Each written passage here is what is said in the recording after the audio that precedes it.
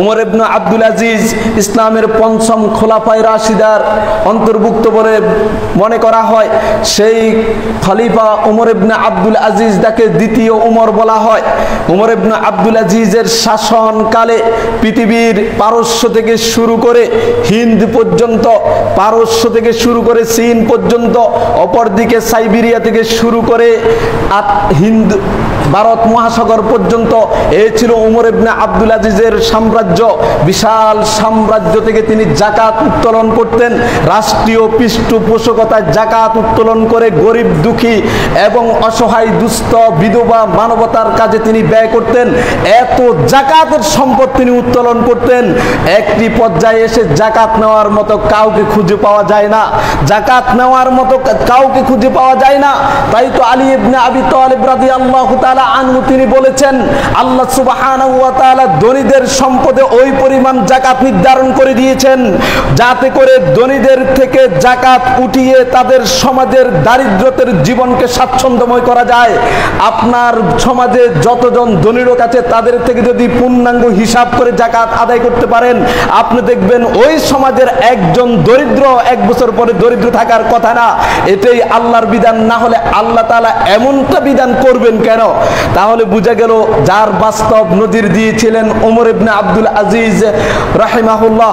তিনি বললেন যে তার সাম্রাজ্যে এত বিশাল পরিমাণ সম্পদ যাকাতের অর্থ সংগৃহীত হয়েছে, তিনি খোঁজ নিয়ে দেখলেন যাকাত নেওয়ার মতো কোনো মানুষকে খুঁজে পাওয়া যাচ্ছে না। যাকাতের সম্পদ কি করবেন? রাষ্ট্রীয় কোষাগারের দায়িত্বশীল গিয়ে বললেন, আমিরুল মুমিনিন, এই সম্পদ তো একেবারে অযথা অনর্থক অবহেলিত অবস্থায় পড়ে আছে, বিশাল পরিমাণ সম্পদ, এটা দিয়ে আমরা কি করতে পারি? অথচ যাকাত নেওয়ার মতো কোনো দরিদ্র অসহায় খুঁজে পাচ্ছি না।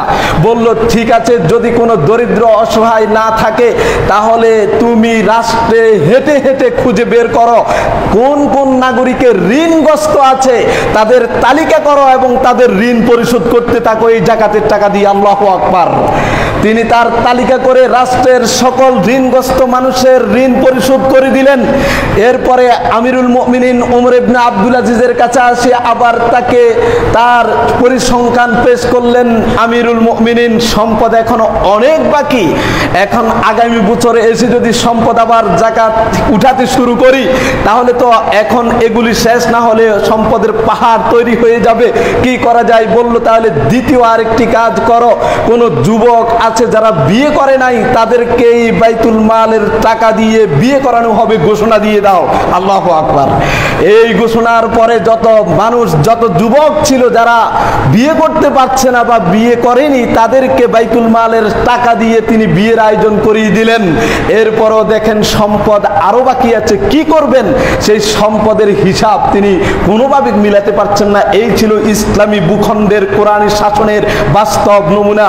সম্মানিত দিনী ভাইয়েরা, আসুন না আমরা যদি সেই সোনালী জীবনকে আবার চর্চা করতে চাই, সোনালী জীবনকে যদি ফিরে পেতে চাই, সালাত যেমনি ভাবে আদায় করছি অনুরূপভাবে যাকাত দেওয়ার মানসিকতা তৈরি করে, বিশ্বাস করেন আপনার এবং আমার সমাজের কোনো দরিদ্র মানুষ না খেয়ে থাকবে না, কোনো অসহায় অভাবী মানুষের হাহাকার আর শুনতে হবে না।